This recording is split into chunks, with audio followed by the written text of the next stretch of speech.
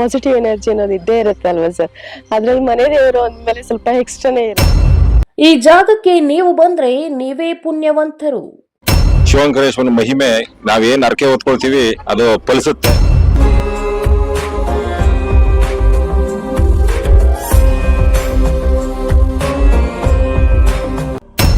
ಟ್ರಸ್ಟ್ನ ಅಧ್ಯಕ್ಷರ ಮತ್ತು ಪದಾಧಿಕಾರಿಗಳ ಸಹಕಾರದಿಂದ ದಾಸೋಹವನ್ನು ಸ್ಟಾರ್ಟ್ ಮಾಡಿದ್ವಿ. ಶಿವಪ್ಪನ ದರ್ಶನ ಪಡೆದರೆ ನೀವೇ ಪುಣ್ಯವಂತರು. ದೇವರು ಕಣ್ಣಿಗೆ ಕಾಣೋದಿಲ್ಲ, ದೇವರನ್ನ ಗುರುಗಳ ರೂಪದಲ್ಲಿ ನಾವು ನೋಡ್ಬೇಕಾಗಿದೆ. ಓಡಾಟದಲ್ಲಿ ಓಡಾಡ್ಕೊಂಡಿರ್ತೀವಿ, ಓಡ್ತಾ ಇರ್ತೀವಿ, ಹೇಗೆ ಸಾಧ್ಯ? ಇಂಥ ಕ್ಷೇತ್ರಗಳಿಗೆ ಬಂದಾಗ ಮಾತ್ರ ಸಾಧ್ಯ. ಮನಸ್ಸು ಕಣ್ಣು. ಸಾವಿರ ಲಕ್ಷಾಂತರ ಜನಕ್ಕೆ ಆಸರೆಯಾದ್ರ ಶಿವಲಂಕಾರೇಶ್ವರ. ಏನ್ ಅವ್ರ ಮನಸ್ಸಲ್ಲಿ ಏನ್ ಬೇಡ್ಕೋತಾರ ಶಿವನ್ನ ಎಲ್ಲರಿಗೂ ವರ ಕೊಟ್ಟಿದ್ದಾನೆ ಶಿವ.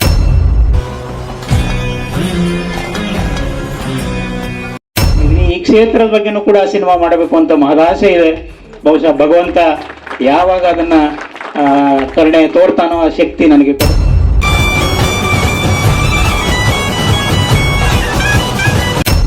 ಲೆಕ್ಕವಿಲ್ಲದಷ್ಟು ಜೀವನಕ್ಕೆ ನೆಮ್ಮದಿ ಕೊಟ್ಟಿದ್ದಾರೆ ಶಿವಪ್ಪ. 5 ವರ್ಷದಲ್ಲಿ ಅರ್ಕೆ ಹೊತ್ತಿದ್ದಂತ ಟೈಮಲ್ಲಿ ನಾನು ಇವತ್ತು TAPCMS ಅಧ್ಯಕ್ಷನಾಗಿ ಬಂದು ಇಲ್ಲಿ ನಿಂತಿದ್ದೀನಿ.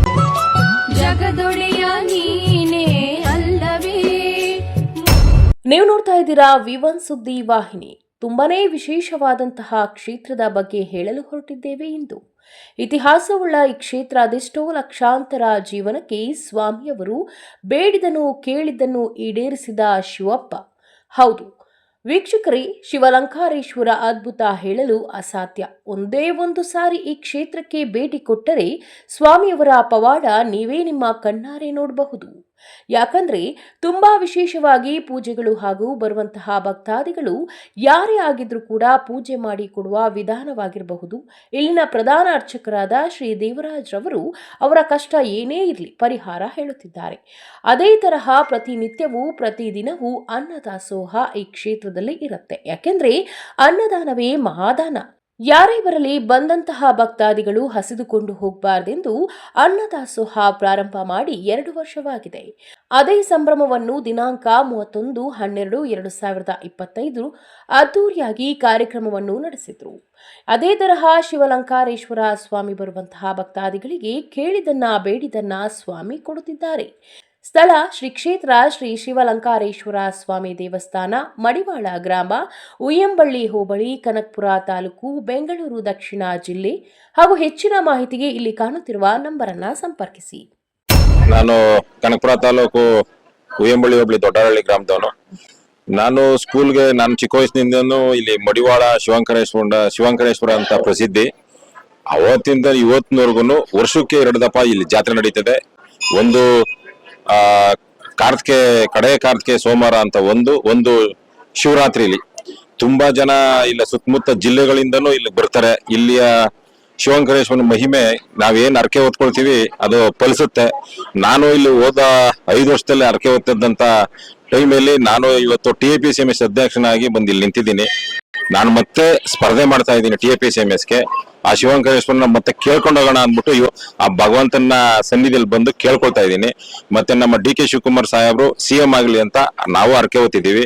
ಅವರು CM ಆಗ್ಲಿ, ಅವರ ಒಂದು ಕೃಪಾ ಕಟಾಕ್ಷನು, ಭಗವಂತನ ಕೃಪಾ ಕಟಾಕ್ಷನು ಅವ್ರ ನಮ್ಮಲ್ಲಿ ಇರ್ಲಿ ಅಂತ ಕೇಳ್ಕೊಳ್ತಾ ಈ ಶಿವಂಕರೇಶ್ವರನ ನೆನೆದು ಬಂದಂತ ಭಕ್ತಾಳಿಗಳು ದೇವರು ಭಗವಂತ ಒಳ್ಳೇದ್ ಮಾಡ್ಲಿ ಅಂತ ಹೇಳಿ ಎಲ್ಲರೂ ನಮಸ್ತೀನಿ.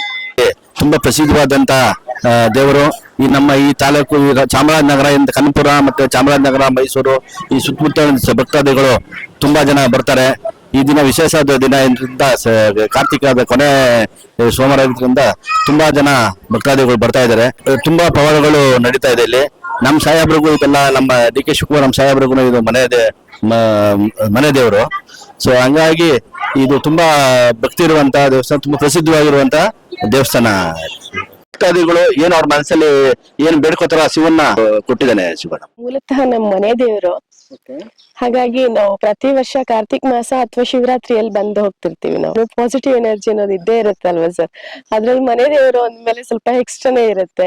ಅದು ಫಸ್ಟ್ ಗಂಗಾ ಪೂಜೆ ಮಾಡ್ತೀವಿ. ಅಲ್ಲಿ ನಮ್ಮ ಮನೆ ದೇವರುಗಳನ್ನ ನೆನಪು ಮಾಡ್ಕೊಂಡು ಗಂಗೆ ಪೂಜೆ ಮಾಡಿ ಆನಂತರ ದೇವರ ದರ್ಶನಕ್ಕೆ ಹೋಗ್ತೀವಿ. ಟ್ರಸ್ಟ್ನ ಅಧ್ಯಕ್ಷರ ಮತ್ತು ಪದಾಧಿಕಾರಿಗಳ ಸಹಕಾರದಿಂದ ದಾಸೋಹವನ್ನು ಸ್ಟಾರ್ಟ್ ಮಾಡಿದ್ವಿ. ಅದಕ್ಕೆ ಭಕ್ತರು ತುಂಬ ಸಹಕಾರವನ್ನು ಕೊಟ್ಕೊಂಡು ಬಂದಿದ್ದಾರೆ. ಅವ್ರಿಗೋಸ್ಕರ ನಾವು ಇಂಥ ಸಹಕಾರ ಕೊಡ್ತಾ ಇರೋ ಭಕ್ತರಿಗೋಸ್ಕರ ದೇವರ ದರ್ಶನವನ್ನು ಒಂದು ಕಾರ್ಯಕ್ರಮದ ಮುಖಾಂತರ ಮಾಡಿಸಿ ಅವ್ರಿಗೆ ದೇವರ ಆಶೀರ್ವಾದ ಸಿಗಬೇಕು ಅನ್ನೋ ದೃಷ್ಟಿಯಿಂದ ಈ ಕಾರ್ಯಕ್ರಮವನ್ನು ನಾವು ಆಯೋಜಿಸಿದ್ದೇವೆ. ಅದರ ಜೊತೆಯಲ್ಲಿ ನಮ್ಮ ಈ ಕ್ಷೇತ್ರದ ಈ ನಾಡಿನ ಗಣ್ಯ ಗುರುಗಳನ್ನು ಅವರ ಆಶೀರ್ವಚನವನ್ನು ಈ ಮುಖೇನ ತಮಗೆ ತಲುಪಿಸುವ ಒಂದು ಪ್ರಯತ್ನವನ್ನು ಕೂಡ ಈ ನಿಟ್ಟಿನಲ್ಲಿ ಮಾಡ್ತಾ ಇದ್ದೇವೆ. ಈ ಕ್ಷೇತ್ರಕ್ಕೆ ಇನ್ನೂ ಹೆಚ್ಚಿಗೆ ಮಾತಾಡಲು ನಾವು ಸಮಯದ ಅಭಾವ ಇರೋದ್ರಿಂದ ಎಲ್ಲ ಭಕ್ತಾದಿಗಳಿಗೆ ನನ್ನ ನಮನಗಳನ್ನು ಸಲ್ಲಿಸುತ್ತಾ ನನ್ನ ಪ್ರಾಸ್ತಾವಿಕ ಭಾಷಣ ಮುಗಿಸ್ತೀನಿ. ನಮಸ್ಕಾರ. ಈ ನೆಮ್ಮದಿ ಮತ್ತು ಶಾಂತಿ ಅಂತಕ್ಕಂಥದ್ದು ಯಾವುದೇ ಅಂಗಡಿ ಮುಗ್ಗಟ್ಟಲ್ಲಿ ಸಿಗೋದಿಲ್ಲ. ಹಣ ಕೊಟ್ಟು ನೆಮ್ಮದಿ ಮತ್ತು ಶಾಂತಿಯನ್ನ ಪಡಿಲಿಕ್ಕೆ ಆಗೋದಿಲ್ಲ. ಈ ನೆಮ್ಮದಿ ಶಾಂತಿಯನ್ನ ಪಡಿಬೇಕು ಅಂತಂದ್ರೆ ಅದು ನಮ್ಮ ಒಳಗಡೆ ಇದೆ, ಅದನ್ನ ಅನುಭವಿಸ್ತಕ್ಕಂಥ ಪ್ರಯತ್ನವನ್ನ ಮಾಡಬೇಕು. ಅದಕ್ಕೆ ವಿಜಯದೇವರು ಹೇಳಿದ್ರು, ದೇವರು ಕಣ್ಣಿಗೆ ಕಾಣೋದಿಲ್ಲ, ದೇವರನ್ನ ಗುರುಗಳ ರೂಪದಲ್ಲಿ ನಾವು ನೋಡ್ಬೇಕಾಗಿದೆ. ಅದಕ್ಕೆ ಶರಣರು ಹೇಳಿದ್ರು, ಶಿವಪಥವನ್ನು ಅರಿವಡೆ ಗುರುಪಥವೇ ಮೊದಲು. ಶಿವನ್ ಯಾರೋ ನೋಡಿದ್ದೀರಾ? ಕೈ ಎತ್ತಿ. ನೋಡಿಲ್ಲ. ನೋಡ್ಬೇಕು ಅಂತ ಪ್ರಯತ್ನ ಮಾಡ್ಬೇಕಾದ್ರೆ ಗುರುವಿನ ಮುಖಾಂತರನೇ ಹೋಗ್ಬೇಕು ಅಂತ. ಗುರು ಹೇಳ್ತಕ್ಕಂಥ ಸನ್ಮಾರ್ಗದಲ್ಲಿ, ಗುರು ಹೇಳ್ಕೊಡ್ತಕ್ಕಂಥ ಧಾರ್ಮಿಕ ವಿಚಾರಗಳಲ್ಲಿ, ಅನುಭವದಲ್ಲಿ ಹೋದಾಗ ಮಾತ್ರ ನಾವು ದೇವರನ್ನ ಕಾಣಲಿಕ್ಕೆ ಸಾಧ್ಯ ಆಗ್ತದೆ. ಅದಕ್ಕೆ ಶಿವಪಥವನ್ನು ಅರಿವಡೆ ಗುರುಪಥವೇ ಮೊದಲು ಅಂತ ಹೇಳಿ ನಾವು ಅದನ್ನು ಪಡಿಬೇಕಾದ್ರೆ ಏನ್ ಮಾಡ್ಬೇಕು ಅಂದ್ರೆ ನಾವು ನಮ್ಮಲ್ಲಿ ಒಂದಷ್ಟು ಸದ್ಗುಣಗಳನ್ನ ಮತ್ತು ಹೃದಯ ಶುದ್ಧಿಯನ್ನ ಇಟ್ಕೋಬೇಕಾಗ್ತದೆ. ಹೃದಯ ಶುದ್ಧಿಗಳನ್ನ ಮತ್ತು ಸದ್ಬುದ್ಧಿಗಳನ್ನ ಇಟ್ಕೊಂಡಾಗ ಮಾತ್ರ ನಾವು ಅಂತ ಒಂದು ದೈವ ಶಕ್ತಿಯನ್ನ ಪಡಲಿಕ್ಕೆ ಪ್ರಯತ್ನ ಮಾಡಬಹುದು. ಈ ಸಾಹಿತ್ಯ ಮತ್ತು ಸಾಮೀಪ್ಯ ಇದೆಯಲ್ಲ, ಇದು ಭಗವಂತನ ಹತ್ರ ಮತ್ತು ಗುರುಗಳ ಹತ್ರ ಮಾತ್ರ ಸಿಗ್ಲಿಕ್ಕೆ ಸಾಧ್ಯ. ಯಾಕೆಂತ ಹಿಂದೆ ಹೇಳಿದ್ದಾರೆ ಎಲ್ಲ ಮನೆ ಮಠ ಜೋಪಾನ ಅಂತ. ಹೌದಲ್ಲ? ತೀರ್ಥಯಾತ್ರೆಗಳಿಗೆ ಹೋಗ್ಬೇಕು ಅದೇನ್ ಹೇಳ್ತಾರೆ? ಮನೆ ಮಠ ಜೋಪಾನರಪ್ಪ ಅಂತ ಹೇಳ್ತಾರೆ. ಮನೆ ಎಷ್ಟು ಮುಖ್ಯವೋ ಮಠಗಳು ಅಷ್ಟೇ ಮುಖ್ಯ, ದೇವಾಲಯಗಳು ಸುದ ಅಷ್ಟೇ ಮುಖ್ಯ. ನಮ್ಮೂರಿನ ದೇವಾಲಯನ, ನಮ್ಮೂರಿನ ಮಠವನ್ನ, ನಮ್ಮೂರಿನ ಗುರುಗಳನ್ನ, ನಮ್ಮೂರಿನ ದೇವಸ್ಥಾನಗಳನ್ನ, ನಮ್ಮ ದೇಶದ ದೇವಾಲಯಗಳನ್ನ ನಾವು ಕಾಪಾಡಲಿಲ್ಲ ಅಂತಂದ್ರೆ ನಮ್ಮನ್ನು ರಕ್ಷಣೆ ಮಾಡೋರು ಯಾರು ಸುದ ಇರೋದಿಲ್ಲ. ಹಾಗಾಗಿ ರಕ್ಷಣೆ ಮಾಡೋರು ಅವರೇನೆ, ದೇವರು ಮತ್ತು ಗುರುಗಳೇ ರಕ್ಷಣೆ ಮಾಡ್ಲಿಕ್ಕೆ ಸಾಧ್ಯ. ಧರ್ಮ ರಕ್ಷತಿ ರಕ್ಷತಾ ಅಂತ ಯಾರು ಧರ್ಮವನ್ನು ರಕ್ಷಣೆ ಮಾಡ್ಕೊಂಡು ಹೋಗ್ತಾರೋ ಅವರಿಗೆ ಯಾವತ್ತೂ ಸುದ ಧರ್ಮ ಕೈ ಬಿಡೋದಿಲ್ಲ. ಆ ನೆಲಗಟ್ಟಿನಲ್ಲಿ ಸಾವನ್ನ ಬೆನ್ನ ಹಿಂದೆ ಕಟ್ಕೊಂಡ್ ಬಂದಿರ್ತಕ್ಕಂಥ ಈ ಮನುಷ್ಯನಿಗೆ ಈ ಹುಟ್ಟು ಸಾವುಗಳು ಖಚಿತ. ಹುಟ್ಟದಂತ ಮನುಷ್ಯ ಸಾಯಲೇಬೇಕು.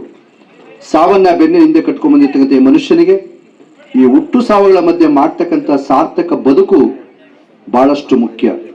ಯಾಕೆಂದ್ರೆ ಈ ಒಂದು ಶಿವನಾಂಕರೇಶ್ವರ ಸನ್ನಿಧಿಯಲ್ಲಿ ನಾವೆಲ್ಲ ಇಲ್ಲಿ ಕೂತು ಒಂದಷ್ಟು ಆಧ್ಯಾತ್ಮಿಕ ವಿಚಾರವನ್ನು ತಿಳ್ಕೊಳ್ತಿದ್ವಿ ಅಂತಂದ್ರೆ ನಾವು ಏನಾಗ್ಬೇಕು, ನಾವು ಏನು ಮಾಡ್ಬೇಕು ಅಂತಕ್ಕಂಥ ಪ್ರಶ್ನೆಯನ್ನು ನಾವು ನಮ್ಮೊಳಗೆ ಹಾಕೋಬೇಕಾಗ್ತದೆ. ಮನುಷ್ಯ ಜನ್ಮ ಬಹಳಷ್ಟು ಶ್ರೇಷ್ಠವಾಗಿರ್ತಕ್ಕಂಥ ಜನ್ಮ. ಈ ಜನ್ಮ ಎಲ್ಲ ಜಲಚರ ಪ್ರಾಣಿಗಳಂತೂ ಸಹ ಒಂದು ಶ್ರೇಷ್ಠವಂತ ಸ್ಥಾನವನ್ನ ಭಗವಂತ ಮನುಷ್ಯನ ಕೊಟ್ಟು ಬಿಟ್ಟಿದ್ದಾನೆ. ಎಲ್ಲೂ ಇಡೋದು ಬೇಡಪ್ಪ, ಮನುಷ್ಯರ ಹೃದಯದೊಳಗಡೆ ನೆಮ್ಮದಿ ಇಟ್ಬಿಡೋಣ ಅಂತಕ್ಕಂಥ ತೀರ್ಮಾನ ಮಾಡಿ ನೆಮ್ಮದಿಯನ್ನು ನಿಮ್ಮ ಮನುಷ್ಯನ ಒಳಗಡೆನೆ, ನಿಮ್ಮ ಹೃದಯದೊಳಗಡೆನೆ ಇಟ್ಟಿದ್ದಾನೆ. ಮತ್ತು ಹುಡುಕುವ ಪ್ರಯತ್ನ ನಿಮ್ಮದಾಗಬೇಕು. ಏನಾಗಬೇಕು? ಪಡೆಯುವ ಪ್ರಯತ್ನ ಮತ್ತು ಹುಡುಕುವ ಪ್ರಯತ್ನ ಆಗಬೇಕು ಅಂತಂದ್ರೆ ನಾವು ಧರ್ಮ ಮಾರ್ಗದಲ್ಲಿ ಪೂಜೆ, ಪುನಸ್ಕಾರ, ಆಚಾರ, ವಿಚಾರ